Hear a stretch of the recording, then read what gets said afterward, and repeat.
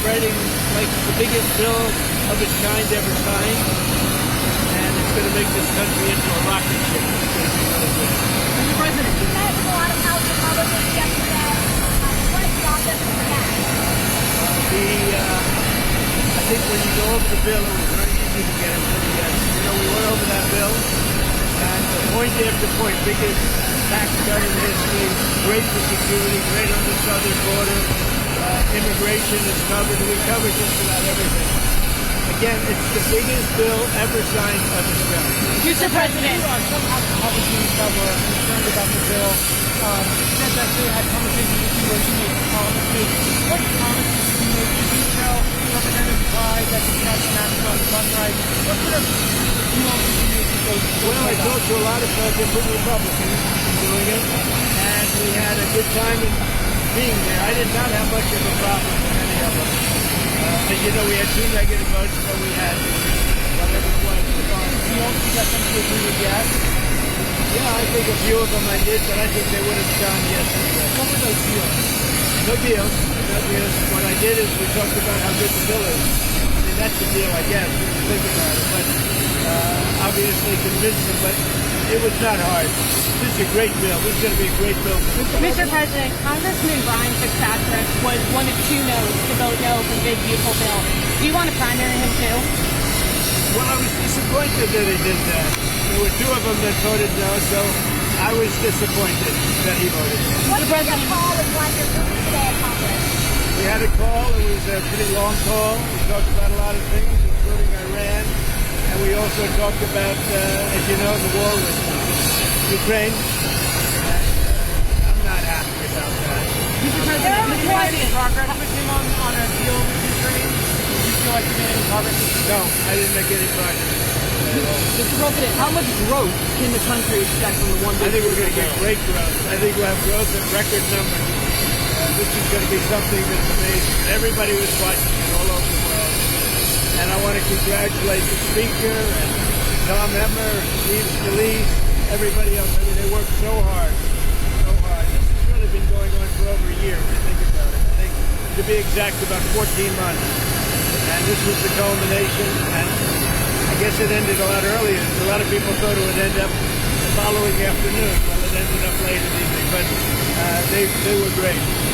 What do you think it says? And by the way, on the Senate side, I thought Senator Thune did a fantastic job. Mr. President, what do you think it says about the power you have within your party compared to your first term that you were able to get this over the finish line? I think I have more power now. I do. You know, I could say, oh, gee, I don't know.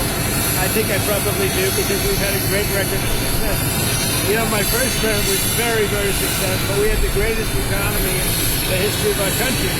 I think we're going to blow it away this time. But, you know, we've proven certain things, and, yeah, I think probably it's got more gravitas, more power. You signed a trade deal with Vietnam yesterday. Great deal, 40% on trans-shipping. Can we expect any more of that for next year?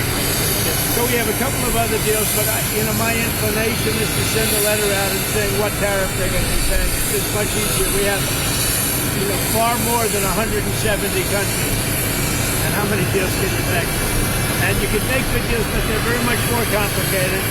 I'd rather, and I've been like this from the beginning, I'd rather send out a letter saying this is what you're going to pay to do business in the United States. And I think it'll be well received. I think it's just so many countries. And then they go specific. Let's do this, let's do that, beef, ethanol, and I'd rather just do a simple deal where you can maintain it and control it. You're going to pay a 20% or 25 or 30% tariff. You mentioned a record And we're going to be sending some letters out starting probably tomorrow, maybe 10 a day, to various countries saying what they're going to pay to do business with the U.S. Mr. President, impeachment of a Republican congressman was gunned down last night in Washington, D.C. Do you think it's time for Congress to take back control of D.C.? I think that D.C. has to become a very safe place. And we're not going to let anything bad happen in D.C. It's our beautiful D.C. And we're not going to let anything bad. We'll have something to stand out of next week. Why did you pause back in Ukraine? why did you pause weapons? We haven't. We're giving weapons, but we've given so many weapons. But we are giving weapons, and we're working with them and trying to help them. But we haven't. You know, Biden emptied out our whole country giving them weapons. And we have to make sure that we have enough for ourselves. So you got, what message is Who that? are you with? Who are you Mr. President, President, there's going to be a lot of symbolism tomorrow when you sign the one big beautiful bill. On Independence Day, at the White House, kicking off with 250 years of American independence. What message should Americans be getting tomorrow when you sign this bill? Well, I think it's going to be really a message of proudness. You're going to be proud of your country because our country is doing fantastically well. The economy is great. You saw the stock market. We're setting records. And in every aspect of our country, we're doing well, despite the fact that we inherited millions of people that shouldn't have been here. And I think we have crime stats that are coming out that are showing the lowest numbers we've had in many years.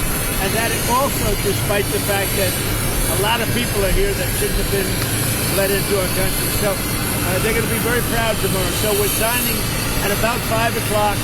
And at about 5 o'clock, we're going to have B-2s and F-22s and F-35s flying right over the White House. And the Speaker and I and John Thune, we're all there together with most Republican senators and congressmen and women. And it's going to be a great day. So we'll be signing with those beautiful planes flying right over our heads. What are your expectations for the next round of talks and three-way talks with Iranian counterparts? Well, we're going to see. Steve is a great guy. He's a great negotiator. Iran does want to speak, and I think they'd like to speak to me. And it's time that they do. We're not looking to hurt them. We're looking to let them be a country again. They got beat up, and you know they were both exhausted, frankly. But Iran really got beat up, and I think they want to meet. I mean, I know they want to meet. And if it's necessary, I'll do it. But Steve is involved and very much involved, and he's done a fantastic job. All right, one more. Mr. President, on Gaza, do you still want the U.S. to take over Gaza? I want the people of Gaza to be safe.